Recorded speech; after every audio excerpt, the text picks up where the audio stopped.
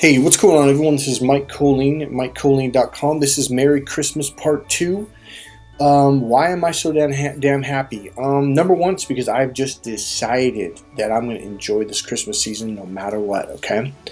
Number two, it's a couple things that I've learned, and this one is something that I just was teaching a client earlier today. A lot of us have dealt with narcissist abuse, okay? Probably the main reason why I'm happier this year than ever is because I got away from narcissists. God, they're miserable people. Oh my God. So I've learned it's not my job to try to make someone miserable happy. That's their job. And that's what I do with my coaching. If you're one of these people that think I'm going to make you happy all the time, I'm going to give you tools and skills, but you've got to do it, okay? So, let me say. So one thing I learned about narcissists is they've infused into our society.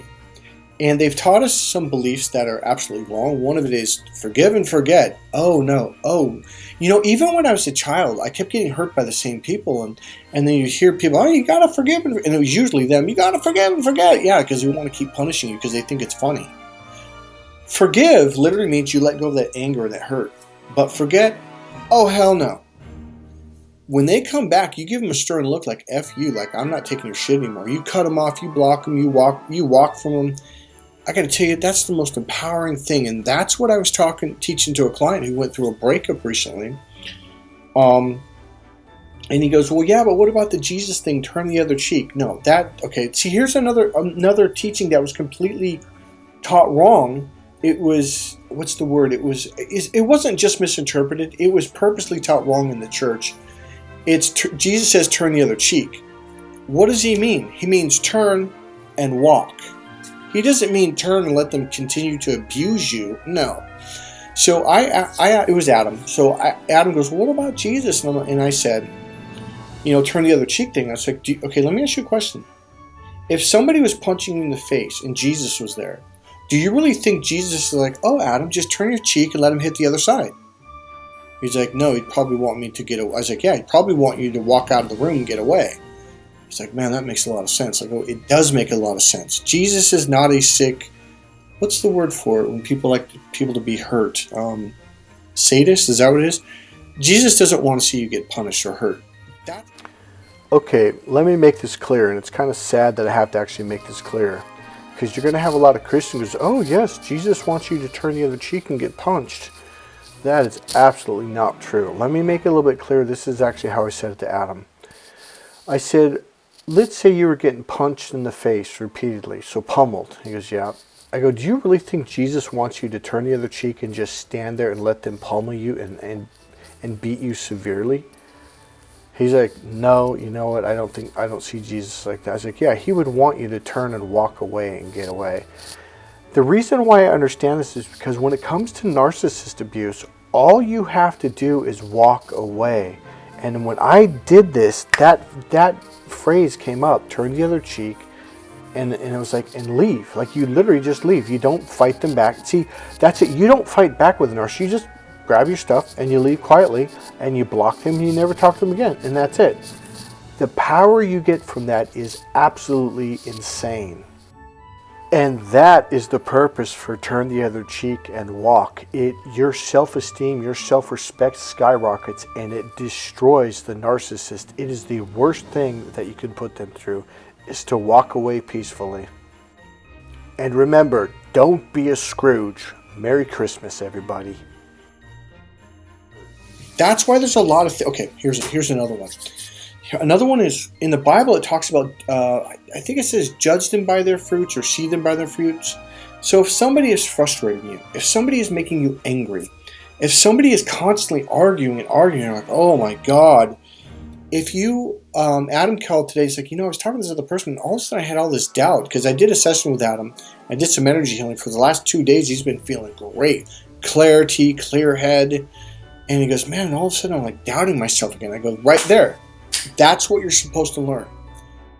Let me clarify. Someone had came into his life and started talking to him about, what was going on.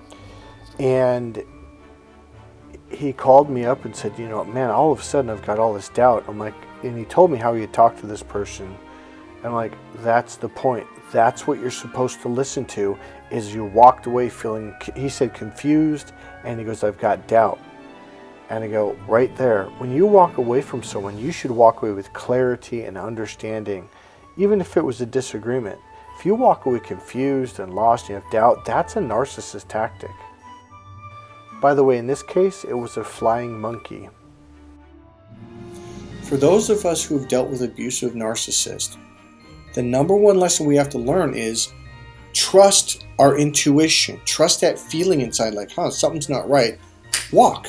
You don't need to understand why.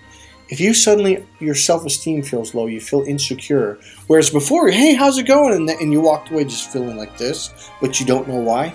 You don't need to know why. All you need to know is what you already know. It's like, wow, I went and hung out with that person feeling great, and now I'm feeling like shit, but I don't know why. They played a lot of little subtle, tricky mind games that you didn't catch, and that's what they're masters of.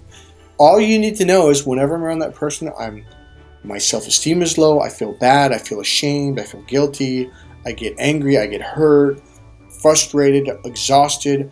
Any negative emotion, that is telling you this person's no good for you. Get away. So when I said this to Adam, I said, Adam, it's the same thing that says, I believe in the Old Testament, judge people by the fruit. And it was like, here's what they say about Satan: confusion, doubt, fear, all these negative things, especially confusion, especially doubt, right? And there's a couple other ones. I go, the minute you feel that around someone, leave, and you'll find your peace. Here's the positive fruits. Here's how your relationship or friendship should be with someone. You walk away feeling good about yourself. And I said, Adam, every time we get off the phone, how do you feel? He goes, I always feel great. I go, that's how you should feel around other people. And if you don't feel like that when you walk away from people, then don't let them be your friends. Don't let them be in your life. And here's how simple. And he messaged me back, because actually I sent him a message on that. He messaged me back. He goes, that sounds so simple. I'm like, yeah, that's the point. Life is supposed to be that simple, because it really is. The challenge is we had a bunch of narcissists put a bunch of messed up beliefs so they can keep us around, so they can keep torturing us, because they enjoy that. Things like forgive and forget, turn the other cheek, without the full meaning of it, right? Or money is the root of all evil. That is not what the Bible says. That is not, and yet most Christians believe that. They believe that if you're prosperous, you must be evil. You must be doing, that's just not right. How many times in the Old Testament does God literally say, prosper, be wealthy, succeed? Well, he didn't say succeed. To prosper, to live abundantly. That's the other one. And there's a couple other ones like that. And I went to my pastor and go, that's not a request. He goes, no, he's telling you. He goes, and I said, as far as I'm concerned, that's a commandment. He's telling you to prosper. Nowhere in the Bible does it say to be poor and live in poverty.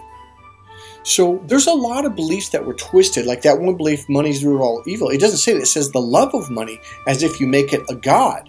So there's different meanings for the word love. That's a very unhealthy. You put money above happiness, above health, above whatever.